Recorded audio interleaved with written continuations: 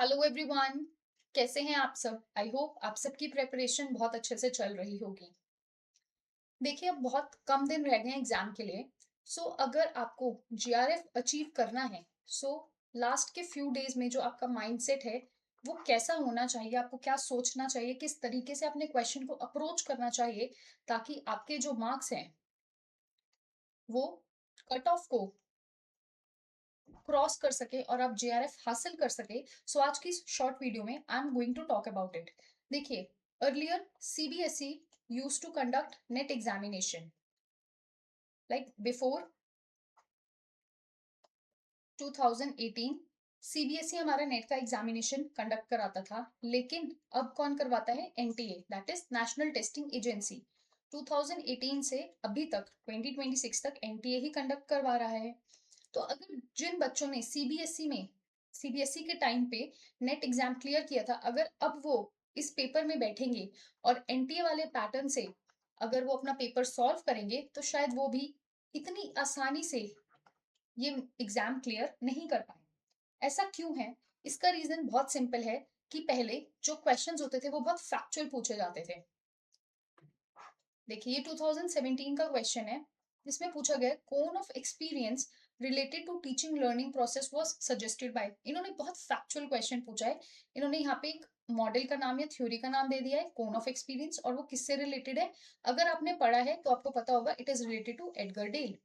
तो ये बहुत फैक्चुअल क्वेश्चन है। बट ये किसके टाइम पे आया था? ये सीबीएसई जब एग्जाम कंडक्ट करवा रहे थे, ये उस टाइम का क्वेश्चन है। अब अगर हम एक एनटीए के टाइप का क्वेश्चन देखते हैं कि एनटीए आपसे कैसे क्वेश्चंस पूछता है। सो एनटीए आपसे इस तरीके के क्वेश्चंस पूछता है।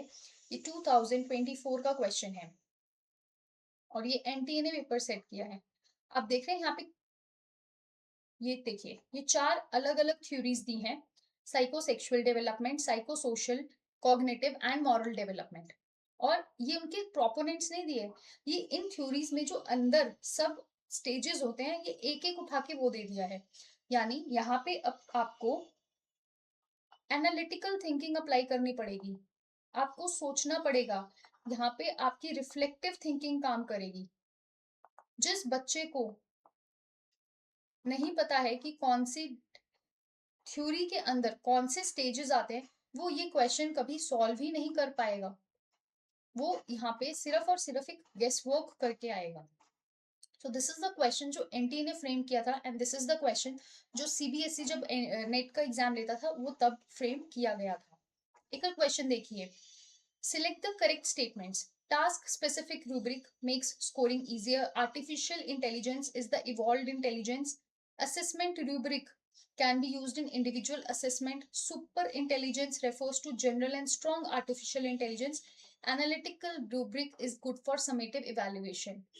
अब यहाँ पे इन्होंने दो तीन कॉन्सेप्ट्स को मर्ज करके एक क्वेश्चन बना दिया मल्टीपल स्टेटमेंट ऑप्शंस में। जो आपके मल्टीपल स्टेटमेंट ऑप्शंस वाले पैटर्न होते हैं, ये उसका एग्जाम्पल है और ये 2025 का क्वेश्चन है। यहाँ पे आपसे रूब्रिक्स की बात हो रही है, यहाँ पे आपसे एआई की बात हो रही है, ठीक है, यहाँ पे आपसे सुपर इंटेलिजेंस की बात हो रही है इन कंटेक्स्ट ऑफ एआई। सो दो तीन कॉन्सेप्ट है, उनको मिलाकर एक क्वेश्चन बना दिया है।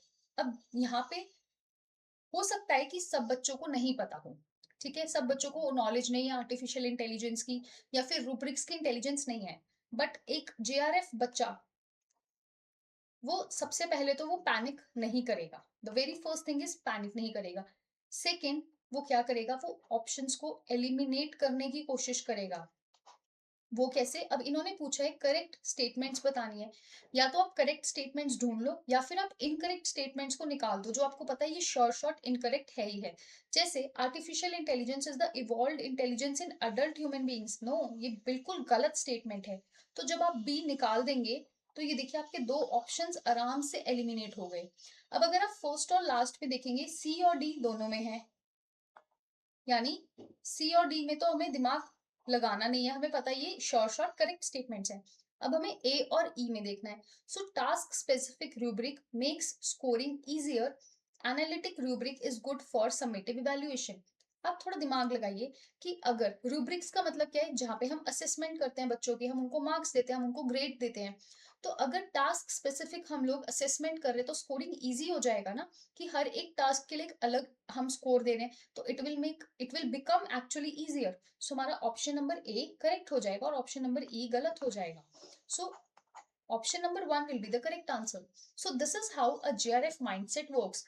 कुछ बच्चे क्या करेंगे, ओहो ये तो हमने पढ़ा ही नहीं था, ये कैसा क्वेश्चन आ गया, ये तो आउट ऑफ सिलेबस आ गया, हमें हमारे सिलेबस में तो बस रूब्रिक्स लिखा था, ये तो इन्होंने इन डेप्थ पूछ लिया है। ऐसा कुछ नहीं होता है। अगर आपने कॉन्सेप्ट अच्छे से पढ़ा है तो आप आराम से ऑप्शंस एलिमिनेट कर सकते हैं। अब एक और देखिए, सिलेक्ट द करेक्ट स्टेटमेंट। इसमें भी हमें करेक्ट स्टेटमेंट्स बतानी है। On Blackboard, we can do step-by-step presentation. Bulletin board uses small magnets and is of tin or iron. Maps and atlas are 3D depictions of the world. Field trip is a structured activity outside classroom. Flashcards are usually playing cards with audio messages in it. क्या maps और Atlas हमारे 3D होते हैं? ये तो बिल्कुल ही incorrect statement है। सी निकाल दीजिए। दो ऑप्शंस एलिमिनेट हो गए। ठीक है, अब क्या बुलेटिन बोर्ड्स हमारे स्मॉल मैग्नेट्स यूज करते हैं? नो। लो, ए एंड डी करेक्ट। कितना टाइम लगा?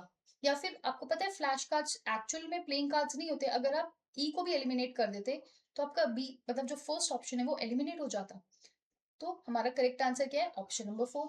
So this is the technique of eliminating the options. बहुत बच्चे कंफ्यूज हो जाते हैं, बहुत बच्चों को समझ ही नहीं आता कि क्या है क्या नहीं है। अगर करेक्ट स्टेटमेंट्स पूछ रहे हैं तो आप इनकरेक्ट वाले निकाल लो, या फिर अगर इनकरेक्ट पूछ रहे तो करेक्ट वाले निकाल लो, पीछे इनकरेक्ट बचेंगे। So it can work both ways.